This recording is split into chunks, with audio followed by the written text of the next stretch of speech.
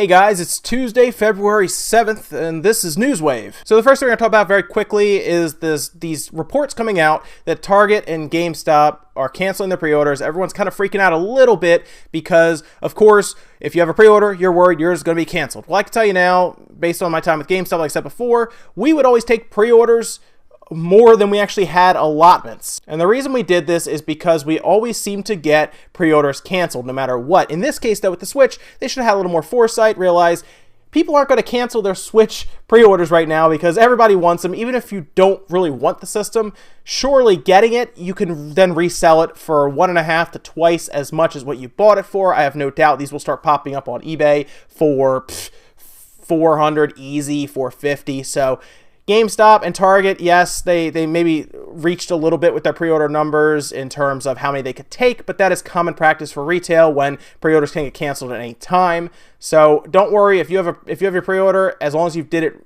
like earlier, not like really recent, you should still be there. You can always call your local store though, just to make sure. I don't think you should worry though. Do you guys remember Time Splitters, the game on the PS2, the Xbox, the GameCube? There were a bunch of them. I remember I played Time Splitters all the time on the PS2 when I went over to my friend's house. Well, there's actually a team who is remaking the first few Time Splitter games, and they're going to release it for free. So this game's going to be called Time Splitters Rewind, and the big problem they ran into with their teaser, they put a teaser up on YouTube yesterday. The real problem they ran into is that their teaser trailer showed nothing of the actual game. It was more just a logo with shattered glass floating around. Eventually it comes together and, Time Splitters Rewind. It was originally set to have a little year date of 2018 for coming out. However, they then edited it and changed it to 2017 just to probably get us more excited for it. So this video has garnered just a ton of downvotes, dislikes.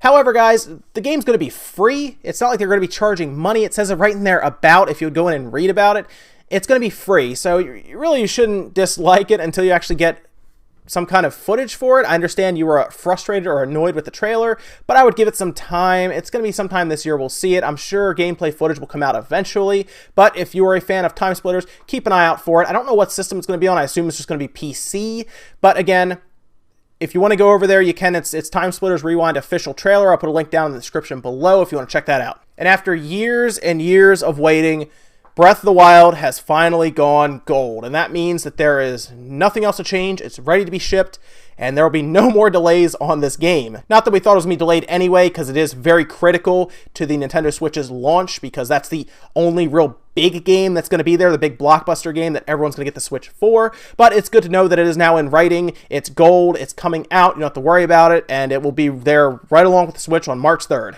Okay, this next bit of news is pretty funny. So remember how we've talked about Denuvo? I'm sorry, I have a hard time pronouncing that. Denuvo. We just talked about that security hacking for the Resident Evil 7, how all of a sudden all these people come together, they're able to hack this usually thought to be unhackable DRM unit, and all of a sudden now it's hacked in 5 days for Resident Evil 7. Well, they can't seem to catch a break, or they're very bad at security, which is extremely ironic because all of their emails, not all of them, most of them, have leaked online. And what happened is on their website, they seem to just leave a back door open for no reason. Somebody forgot to lock the back door, essentially. And all of these emails are there for people to read. It's just ones that were sent to them in their contact forms. And there were a few sent to them, of course, from people who were disgruntled, and then a couple from places like Capcom and Google. Now, the typical emails, of course, from disgruntled customers were more along the lines of, hey, I don't like your DRM, stop doing it. But then we get ones from Capcom asking to use it for Resident Evil 7, which it's controversial if they got their money's worth for that, because it was protected for 5 days, which included a launch date, which is very critical. But of course, 5 days later, people are just able to download it. Now, the one for Google is a little more interesting because they talk about in an email how they want to use it for something like an application, not necessarily a game. What they were going to use it for, we don't know. We probably won't know until they actually use it, because these emails were supposed to be confidential between two companies.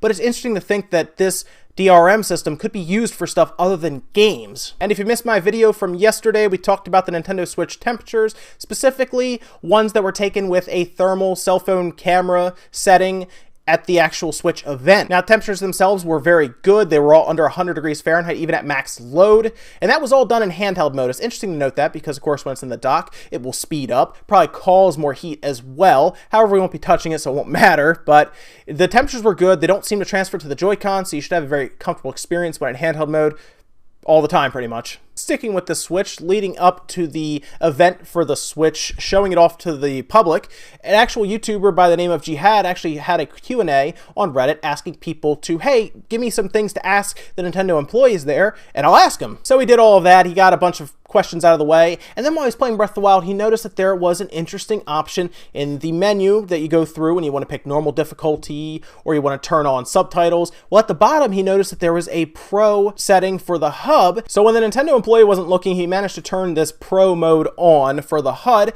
and what that does is it hides pretty much everything around you for the HUD, except for your life bar at the top, which is still shown, of course, all those hearts.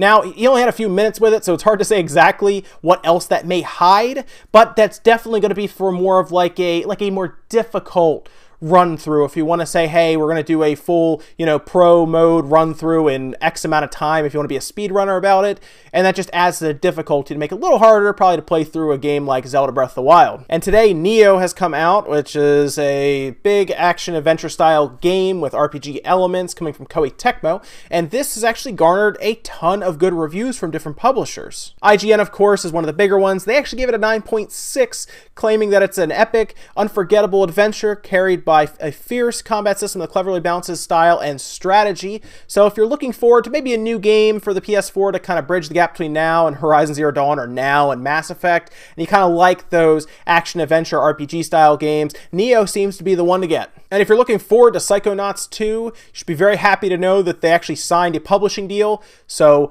they will have no problem actually distributing the game to other systems. Publishing can be very expensive. Most of the time, developers will try to sign with a company that has experience in it or the resources to do it, and in this case, they actually signed with Starbreeze. Now, Starbreeze is well known for something like, think of like Payday 2, for example. That was done by Starbreeze. So this pretty much means all the logistics are figured out for Psychonauts 2, so that is on the way. I loved the first one. It was great. It was an awesome adventure game, platformer. It was awesome. If you have not played it, I would recommend going and getting it. It's never expensive on Steam. It's always under $5, and that game is great for $5. So if you have not played it, I would go get it, try it out. It's a fun game, use controller support, and then you have Psychonauts 2 to look forward to, so I'm very happy it got picked up, and it's on the way. This next bit of news is actually really cool. It's about a creative team making an entire Pokemon game in Minecraft. Now, this project has been going on since 2014. They've done alphas, betas, and finally they have a first release they're comfortable with putting out to the public, and this is, of course, for Pokemon Amethyst and Pokemon Cobalt, released in the Minecraft universe. And this whole thing is free. You can go download it. You can put it right on. They said you do need an unmodded version of Minecraft, probably just to make sure all the files inject correctly. But you can actually try this out for free. You just load it up in Minecraft, and you actually play through a full Pokemon game. It has like 100 Pokemon in it. It has gyms, battles, everything. And it's all done in the Minecraft like 8-bit look, and it's just such a cool project to do. It took them a long time. I would go try it out. Definitely see what you think. They have a full YouTube page. I'll go ahead and link that below with this trailer you're seeing now, and really go try it out. It's awesome looking. And the big news, at least for me, guys, I know this is more video game stuff, but Samurai Jack is coming back. And he is coming back with a vengeance. So we'll get the first episode March 11th. This is going to air 11 o'clock at night on Adult Swim. Now, if you don't know Samurai Jack, you need to go familiarize yourself right now, because that was such a good, and I really mean this genuinely, a good cartoon. It was, I think, ahead of its time. It looked great. It was very artistic. They even did so much as to go far enough for, like, it's the same person who made like Powerpuff Girls, to take the black outline off of the characters and just look super artsy. It had awesome tone, and I always thought at the time that it kind of suffered from not being able to be violent enough, and trust me, this new one, they just hit it with a TV 14 violence rating instantly. For a cartoon, that's a big deal, because to be a cartoon on Adult Swim with that kind of rating for something, you know it's going to be violent, and they did not disappoint with this trailer. It is straight up like how Samurai Jack, I think, should have been. I'm looking forward to it. It's not far away either. It's like a month or so. It's going to be like a month and a half from now, and man, am I excited. It's see, this is my childhood kind of putting out. I know it was only, 2002 when Samurai Jack was out. Okay, and it was such a good show. It's won awards, and just check it out. If you have never seen Samurai Jack, maybe you were a little younger in 2002 and never saw it, go check out trailers. I'm sure it's all over Hulu or Netflix. Go watch it and see what you think, and then you have a month to look forward to the new one. And that's it for Newswave today, guys. Let me know what you think about any of these topics that we talked about, whether it's you're finally excited that Breath of the Wild is absolutely gone gold and it is coming out. Maybe you're more excited for Psychonauts 2, or maybe you got Neo today. Also, let me know what you think of Samurai Jack, because it looks great, or maybe you were a fan back in the day, or maybe you're just learning about it now. Either way, let me know what you think in the comments below, and I will see you next time.